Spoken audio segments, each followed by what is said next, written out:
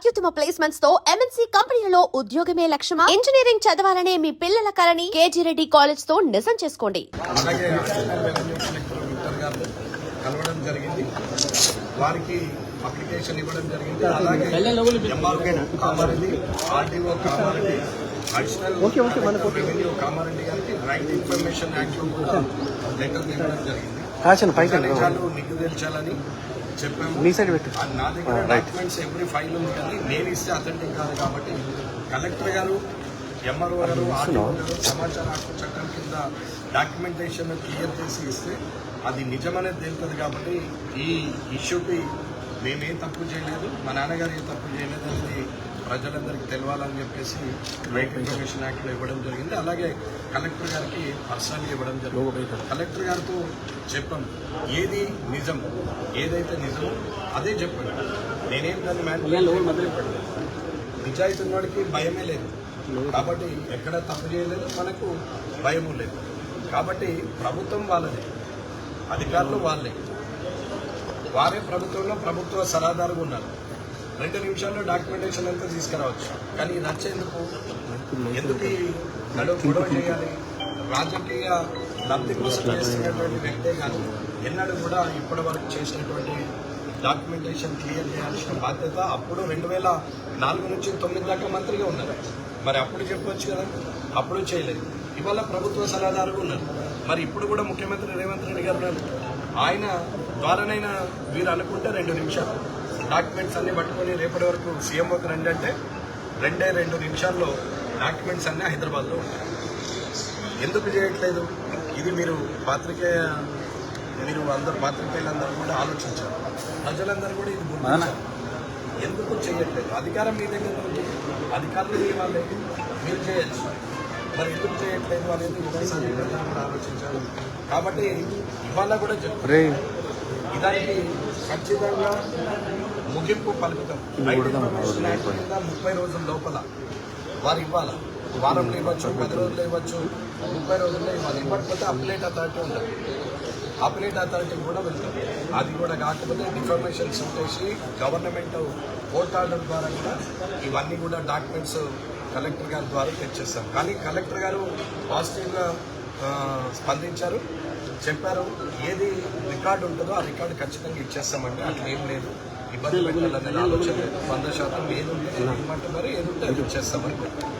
Allocation 263.5 ఎకరాలలో 1964 నుంచి ఈ రోజు వరకు 263.5 ఎకరాల్లో ఏ దానికి ఎంత అలొకేషన్ చేశారు, ఎప్పుడెప్పుడు చేశారు, ఏ సర్వే నెంబర్లో ఎంత ఎక్స్ప్లెయిన్ చేశారు, ప్రజా ప్రయోజనాల కోసమైందా లేకపోతే స్వార్థ ప్రయోజనాల కోసమైందా, దాన్ని నిగ్గు తెల్చండి అని చెప్పారు.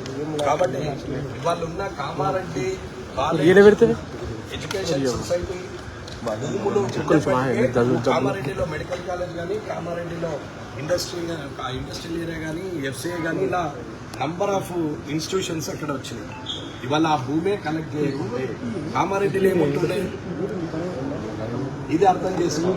2004 నుంచి 2009 వరకు ఉన్నటువంటి వైఎస్ఆర్ గారు ముఖ్యమంత్రిగా ఉన్నప్పుడు తెలంగాణ యూనివర్సిటీ కామారెడ్డిలో తీసుకొచ్చే దమ్ము తెలివి లేదు ఈయనకి. అది కొత్తగా డిచ్పల్లిలో పెట్టాల్సిన పరిస్థితి వచ్చింది.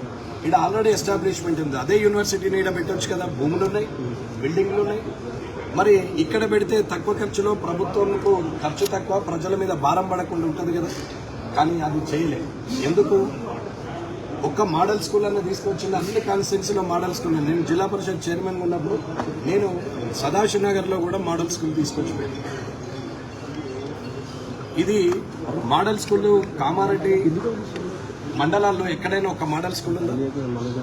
కనీసం ఎక్కడైనా ఇంజనీరింగ్ కాలేజీలు, కర్షక్ అండ్ కామారెడ్డి ఇంజనీరింగ్ కాలేజీలు వస్తే అవి హైదరాబాద్ షిఫ్ట్ అయితే ఏం చేసిండు? 8.5 ఎకరాలు భూములు దున్నితే, గ్రౌండ్ను దున్నితే దాని వెనకాల ఉన్నటువంటి వ్యక్తులు ఎవరు? వడ్లోళ్ళు కేసేస్తే వాళ్లకు మేము డాక్యుమెంట్లు 2010లో పడేసినప్పుడు ఆస్తుల పరిరక్షణ కమిటీ సభ్యులకు చెప్పడం జరిగింది, అన్న కోర్టులో ఫైనల్ ఉంది, మీరు అటెండ్ కాకపోతే అది వాళ్ళ సైడ్ అవుతుంది, మేమైతే పోమో, మాకు అవసరం లేదు అని చెప్పారు. వీరు పోలేదు, అక్కడ 1 సైడ్ అయింది.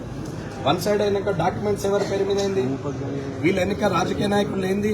ముస్తాబాదోడు, మన బాదుగునోడు, నిజామాబాదోడు వచ్చి కామారెడ్డిలో అడ్డ పెడుతున్నాడు. కామారెడ్డి వల్ల రాజకీయ నాయకులు అండదండలు లేనిదే జరుగుతుందా?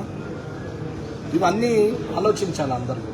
కాబట్టి ఈరోజు కలెక్టర్ గారు సానుకూలంగా స్పందించారు.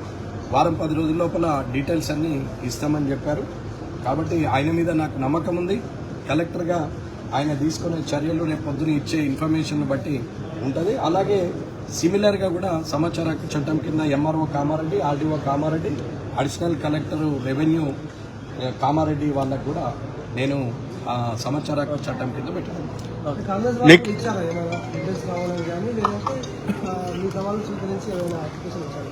తెలియదు. వాళ్ళు వస్తే వాళ్ళని అడిగాను. Next plan sir, next plan భవిష్యత్ కాలేజ్ ఇది ఏమన్నా ప్రజలకు ఉపయోగపడే పని అన్నా మనకి మనిషిన పనిని పెట్టుకుని వాడు రాజకీయం చేస్తున్నా, నేను రాజకీయం చేస్తాను అంటే మీ మీద ఆరోపణలు చేశారు కదా. నా మీద ఆరోపణలు కావాలి. ఆరోపణలు ఇప్పుడు సన్మానాలని నిజ నిజాలు నిగ్గు తెల్చాలని కలెక్టర్. తప్పు చేసినోడు ఆర్టీఐ కింద పెట్టాడు, అవతలోడు ఆర్టీఐ కింద పెడితే వీడు ఆపుతాడు. అర్థమైందా? తప్పు చేసినోడు ఆర్టీఐ కింద పెట్టాడు. ఒకవేళ తప్పు చేసినోడు ఎవడన్నా ఎదుటోడు ఆర్టీఐ కింద పెట్టినా ఆపుకుంటాడు. కానీ నేనే తప్పు చేసినానంటారు కాబట్టి నేనే ఆర్టీఐ కింద పెట్టా. ఇంతకన్నా సాక్ష్యం ఎప్పటిలాగా దానికి ఒక రూల్స్ అండ్ రెగ్యులేషన్ ఉంటాయి. 30 రోజుల లోపల ఇవ్వాలి. మాక్సిమం 30 రోజులు, వారం ఇవ్వచ్చు, 10 రోజులు ఇవ్వచ్చు, 30 days. మళ్ళీ ఆ రికార్డ్స్ తోటి మీడియా ముందు వస్తారు సార్. ఎందుకు కలెక్టర్ ఆర్డీఓ వాళ్ళు ఏం చేస్తారు? వాళ్ళే చూపెడతారు కదా. అన్యక్రాంతం ఏం కాలేదు, ప్రతిదీ కూడా ఒక్క గజం కూడా ఏం కాలేదు, అన్ని కూడా అలొకేషన్ అయిందని లెటర్తో సహా మీకు ప్రెస్ నోట్ రిలీజ్ చేస్తారు. అంటే క్యాంప్ ఆఫీస్ మీద దాడి జరిగింది అనేది వస్తున్నారు